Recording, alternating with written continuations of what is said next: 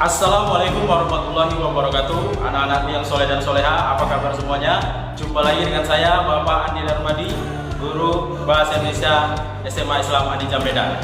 Nah anak-anak, kita kali ini akan belajar Bahasa Indonesia yang tentu saja sangat mudah. Kenapa? Karena Bahasa Indonesia itu adalah bahasa negeri. Alhamdulillah anak-anak, demikian pembelajaran kita pada hari ini. Sampai ketemu lagi pada video pembelajaran yang berikutnya. Jangan lupa like, comment, and share. SMA Islam Manija, unggul, cerdas, Islami.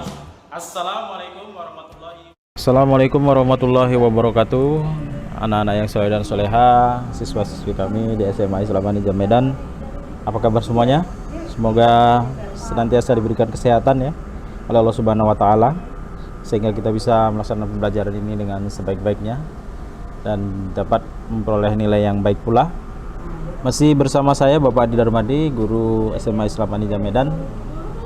Kita lanjutkan pembelajaran kita ya anak ya, tentang puisi di bab yang terakhir, bab 8. Silahkan Anda buka semuanya. Kemarin di pertemuan yang pertama kita sudah membahas tentang struktur fisik dari puisi, struktur batin ya.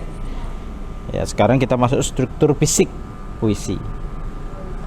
Baik, kompetisi dasar yang ingin diperoleh dari pembelajaran kita adalah diharapkan siswa menganalisis unsur pembangun puisi dan siswa mampu menulis puisi dengan unsur pembangunnya, yaitu ini yang kita akan bahas: tema, diksi, gaya bahasa, imaji, struktur, dan perwajahan. Tujuan pembelajaran diharapkan siswa bisa ataupun mampu mengetahui unsur pembangun puisi, dan diharapkan siswa mampu mengetahui cara menulis puisi dengan unsur pembangunnya. Baik, kemarin sudah kita bahas unsur puisi ada dua ya, ada unsur batin dan ada unsur fisik. Unsur batin kemarin sudah kita bahas ya kan, ada nada, tema, amanat, ya, suasana. Nah, nanti maka kita akan bahas dari unsur fisiknya ya, unsur fisik puisi. Ya, yang pertama itu diksi ya, bukan citraan ya. Yang pertama itu ada diksi. Nomor satu diksi.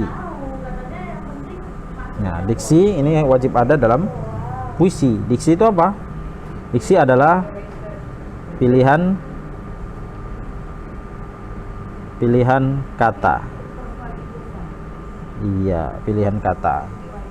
Jadi seorang penyair ya, anak-anak, itu harus memilih kata-kata untuk mengungkapkan perasaannya, pemikirannya, gagasannya ya, dengan kata-kata yang konkret ya, yang kata-kata tersebut kadang itu masih dalam istilah perpuisian itu masih langka dan jarang digunakan pada umumnya. Jadi pemilihan kata-kata yang baru, yang masih fresh ya, yang tidak lazim digunakan, bahkan itu adalah suatu yang harus dicari oleh penyair supaya dia memiliki puisi yang berbeda dengan yang lainnya.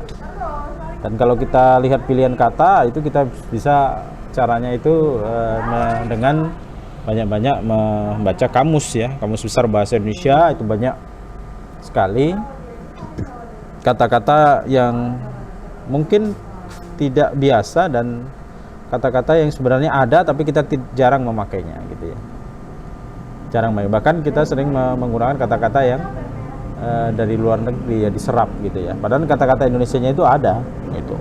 Nah, penggunaan diksi inilah salah satu kekuatan dari penyair, dan ini nampak dalam puisi itu yang disebut dengan unsur fisik dari puisi. Nah, baru yang kedua itu adalah citraan. Ya, citraan didefinisikan yaitu sebagai unsur puisi yang memberikan gambaran dalam sebuah puisi. Nah, kalau kita dulu ingat itu citraan ya, citraan ini ya, ada citraan penglihatan ya, penglihatan, pendengaran ya, pendengaran ataupun audio visual ya kan, Nah, itu audio visual. Nah, itu adalah citraan ya dalam bait-bait puisi yang ada. Nah, suara kereta api melengking ya kan. Nah, itu citraannya adalah citraan pendengaran ya kan. Wajahnya Mbak bulan purnama ya kan. Itu adalah citraan penglihatan. Nah, itu maksudnya citraan seperti itu adalah imaji yang timbul dari kata-kata yang ada dalam puisi. Baik, yang berikutnya disebut juga perwajahan puisi atau tipografi ya. Tipografi itu bisa dikatakan adalah bentuk visual yang dapat menambahkan makna dalam puisi. Jadi jumlah baris, bait, bentuk baris, bentuk bait dalam puisi, bahkan dalam puisi-puisi kontemporer itu sangat mengutamakan dari bentuk ini, dari tipografi. Jadi ada yang membentuk itu huruf Z ya kan, ada seperti candi dia kan, ada seperti huruf V ya, dalam puisi-puisinya Sutarji Jahlum Bahri ya. Ini banyak dijumpai puisi-puisi yang mengutamakan bentuk, bahkan itu bisa mengalahkan makna, bisa mengalahkan kata-kata, bisa mengalahkan isinya. Nah, yang penting dia bentuknya dulu. Ya, winka itu kan bentuknya seperti jet ya kan. Nah, seperti ada contoh di dalam slide ini juga bahwa puisi itu contohnya di sini ada batu mawar, batu langit, batu duka, batu rindu, batu jarum, batu bisu. Kaukah itu teka-teki yang menepati janji. Nah, itu bentuknya yang seperti itu ya, nah, bukan ini diketik, salah ketik atau salah cetak. Nah, memang seperti itu. Kemudian contoh tipografi yang kedua, lihat itu bentuknya seperti apa itu puisinya. Nah, itu yang disebut dengan perwajahan dari puisi itu atau tata letak puisi. Berikutnya ada kata konkret. Kata konkret ini didefinisikan adalah kata yang dapat ditangkap dengan indera manusia dan memberikan arti yang sesungguhnya ya. Bagaimana kemudian seorang penyair menggambarkan kesepian sebagai rumah yang tidak berpenghuni ataupun senja kecil di pelabuhan kecil. Itu juga bagian dari puisi, kata-kata konkret. Nah, kalau Khairil Anwar mengatakan misalnya sebuah lubang bundar di dadanya, nah itu kan konkret, tapi tidak dikatakan tertembak ya. Itu terlalu denotasi, terlalu makna yang sebenarnya, karena puisi ini juga harus mengandung unsur kiasan. Bundar di dadanya maksudnya berarti dadanya itu kan bolong ya, ditembus oleh peluru.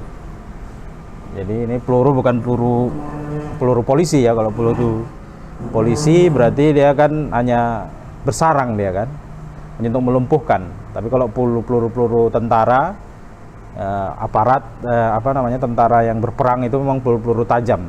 Dia bisa menembus dan mengoyak kalau kita kena. Jadi gambaran itulah kata konkret itu yang kemudian disampaikan oleh Khairil Anwar melalui puisinya.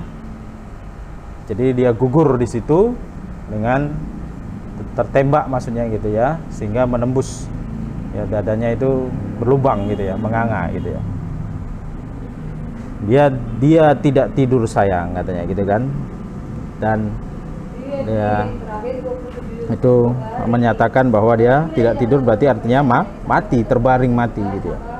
Atau seperti yang ada di slide ini ya, Sapardi Djoko Damono mengatakan tak ada yang lebih tabah dari hujan bulan Juni, dirahasiakan rintik rindunya kepada pohon berbunga itu ya, itu ya.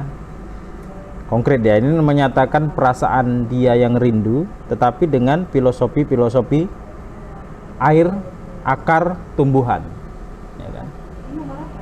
Atau ketika Sapardi Djoko Damono mengatakan aku ingin mencintaimu dengan sederhana seperti kayu yang menjadi abu, yang terbakar jadi abu. Jadi nggak ada bekasnya dia, gitu ya. seperti api yang menjadikannya abu. Nah, gitu. Itu kata Sapardi Djoko Damono. Inilah disebut dengan kata konkret. Bagaimana dia menggambarkan suatu rasa, tapi dengan filosofi ataupun dengan kiasan-kiasan kejadian-kejadian alam. Itu juga mengantarkan pada kata-kata konkret. Nah, itu cara dalam puisi menemukan bentuknya, bentuk fisiknya. Jadi itu bisa kelihatan. Kemudian ada rima. Rima ini disebut juga dengan persamaan bunyi, ya kan? Ada rima AAA, ada rima AABB dan seterusnya. Seperti contoh yang ada pada slide. Rima disebut juga dengan persamaan bunyi atau pengulangan bunyi yang membentuk ya seperti musikalisasi ya gitu ya. Enak didengar, seperti pantun gitu lah ya. Itu ada ritme ataupun ritma, yaitu pertentangan bunyi, tinggi rendah, panjang pendek, keras lemah yang mengalur dengan teratur dan berulang-ulang sehingga membentuk keindahan. Itulah ritma, nada dalam pembacaan puisi. Nah, yang terakhir adalah gaya bahasa. Gaya bahasa dalam puisi pernah kita pelajari waktu SMP. Gaya bahasa dibagi 4 golongan besar, ada perbandingan, rentangan, pertautan, pengulangan, dan masing-masing itu ada bagian-bagiannya. Misalnya yang masuk dalam perbandingan itu ada hiperbola, ada litotes, ada personifikasi. Itu adalah bagian dari majas, gaya bahasa. Dan setiap pengarang itu punya ciri khas dalam mengungkapkan bahasanya. Pengarang yang satu dengan pengarang yang lainnya itu pasti berbeda. Bahkan Ananda pasti mempunyai gaya bahasa dan ciri khas masing-masing. Tidak ada yang sama. Walaupun misalnya dibesarkan di keluarga yang sama, ya sekolah di tempat yang sama, tapi itu gaya bahasanya pasti berbeda. Nah, itu pasti ada gaya bahasa yang alami. Nah, kalau ikut-ikutan itu hanya sementara biasanya. Nah, itulah yang kemudian dalam dunia kepenulisan, di dalam dunia kepenulisan, dalam hal ini puisi, setiap pengarang mempunyai gaya bahasa untuk mengkiaskan makna ataupun pikiran yang hendak ia sampaikan ke dalam perumpamaan-perumpamaan atau makna-makna yang tidak sebenarnya. Nah, Ananda bisa mengulang-ulang kembali tentang pembahasan majas ini, gaya bahasa ini di SMP. Coba buka kembali bukunya untuk melengkapi pemahaman Ananda semuanya tentang apa yang disebut itu dengan gaya bahasa. Itu sangat lengkap. Karena kalau kita bahas di sini, waktunya dikhawatirkan tidaklah cukup karena ini sangatlah banyak, ya. Baik Ananda, jadikan video ini sebagai stimulus ya untuk Ananda menggali lebih dalam lagi tentang pembelajaran yang terkait dengan materi struktur fisik dari puisi ini. Karena belajar ini adalah salah satu caranya, tapi kalau Anda ingin menggali lebih dalam lagi pembelajaran, banyak sumbernya. Tidak hanya dari guru, bisa dari internet, dari literasi-literasi yang ada. Nah, silahkan. Nah, nanti kalau ada yang masih kurang jelas, Anda bisa bertanya melalui grup WA kita yang ada di kelas ya. Demikian pembelajaran kita pada kali ini. Anda semuanya tetap semangat dan selalu jaga kesehatan. SMA Islam Anija Medan, unggul, cerdas, Islami. Assalamualaikum warahmatullahi wabarakatuh. Alhamdulillah anak-anak, demikian pembelajaran kita pada hari ini. Sampai ketemu lagi pada video pembelajaran yang berikutnya. Jangan lupa like, comment, and share. SMA Islam Anija, unggul, cerdas, Islami. Assalamualaikum warahmatullahi wabarakatuh.